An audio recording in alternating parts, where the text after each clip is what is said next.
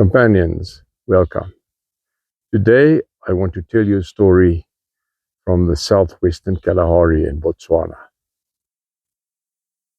One afternoon, I sat with my wine watching a small cloud the size of a man's hand grow until it covered the whole of the western horizon, and it became an angry, flashing rumble with rain hemorrhaging from its frayed bottom.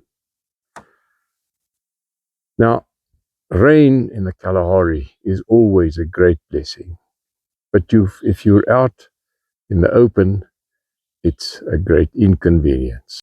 Often, rainstorms pass by, but this one rolled inexorably closer, and soon it was a flashing, rumbling mass, and big drops began to flop onto the sand. I hadn't unfolded my tarpaulin yet, so I hastily covered up the load, and I took refuge in the Land Cruiser's cabin. Now there, I made myself as comfortable as one can in the cabin of a 1986 Land Cruiser pickup. Fortunately, I had a little bit of wine left in my goblet, and I sat listening and watching the rage around me. It passed quickly, and it became a distant rumbling smudge over the rise of the moon. The next morning was a splendorous exuberance. The rain had washed away all the old signs from the veld. It was like a fresh newspaper. I hurried through my morning coffee and got onto my walk. And my first headline, barely 15 minutes out of camp, was leopard tracks. They were made after the rain. The edges were still crisp. They were made while I was sitting, listening and watching the rage of the storm in the distance. I dropped to my haunches beside the tracks. It was a female, and she was alone, as is the way of leopards. This is probably why I have such a special affinity to them. Each leopard follows its own way. They are seldom seen and seldom heard, but they are a formidable presence in the bush. Pound for pound, they are probably the most powerful predator on the savannah. On the ground, they are as nimble as a mongoose. In a tree, they're as comfortable as a monkey. They're amazingly adaptable and resilient. In areas where human populations encroached on their habitat, they simply learned how to live alongside them. In this urban squalor of India's towns, they are part of society. In Africa, they lurk around the edges of towns and even the suburbs of big cities. There, they survive off human waste, and sometimes they delicately pick a pet or a domestic animal like a chicken from the urban bustle and slip out again. I get a human too on occasion. This leopard was from the wild. She was not a particularly big specimen. Now, leopards are fiercely territorial, and territories are won and defended by combat. So she probably wasn't able to secure a really good territory for herself.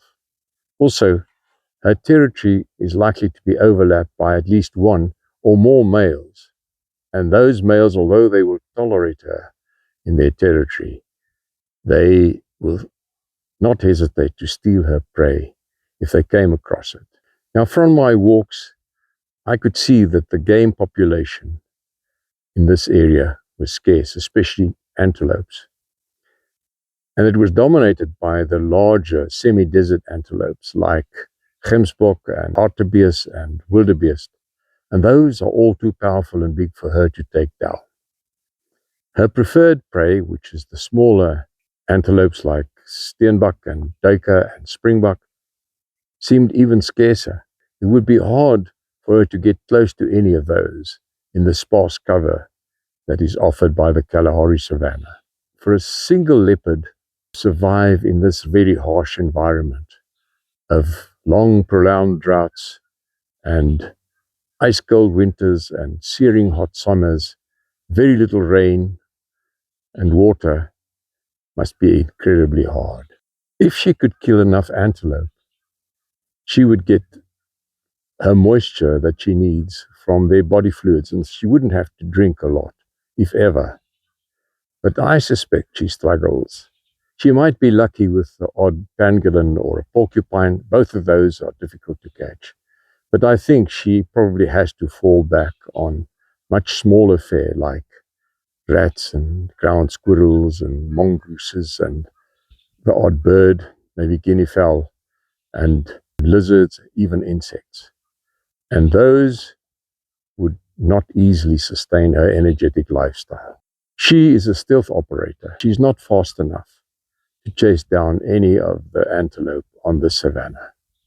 She can also ill afford a potentially fruitless chase with all the energy and moisture that it would waste. A chase like that could spoil another opportunity through the commotion it might create.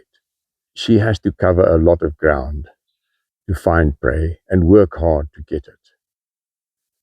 If she finds something suitable, she'd have to get really, really close, like less than 5 meters, maximum 10. And then she would have to rely on surprise to get onto the prey before it has time to react. And this is really hard for prey that is super sharp sensed and super alert and incredibly quick in their reaction. For her, it is all about potentials. Can she actually get close enough in this kind of terrain? Is she now at the point where she can launch her attack? If she moves closer, she runs the risk of the prey becoming aware of her. If she launches now, she might lose it. It's a question of weighing out possibilities all the time. But she is a highly specialized stealth operator. She can make herself invisible in plain sight. Her stalk is a thing of beauty. She glides over the earth like a snake. She can freeze in midair like a paused movie. She can operate equally well in daylight or darkness, and in darkness, her eyesight is better than that of her prey. Her attack is deadly. She grips with her nails and kills with her fangs, as efficiently as a guillotine, usually to the throat. Once she has subdued her prey, the problem becomes other predators. Hyena, wild dog, lions, and of course other male leopards. Now leopards are fierce combatants. She can probably fight off most of those, except a lion and a big male. But she's unlikely to take them on, because even a slight injury would mean starvation and death for such a refined and specialized operator. And this is part of the reason why leopards make their home in woodland savanna. They can hoist almost double their weight up the smooth trunk of a tree. And there she can lodge it, and she can feed in comfort and safety, except perhaps for the odd intrepid lion that wants to attempt a climb, and of course a male leopard. They also use trees as lookout posts. Leopards are sophisticated and refined operators, the most refined big operator on the savannah. Nature has evolved and honed them to perfection.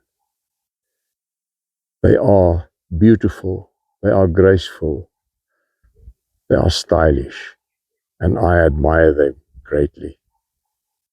Companions, I hope this was interesting to you, and if you liked it, please follow me on YouTube and give me a like there, and I hope to see you again next week. Good luck till then.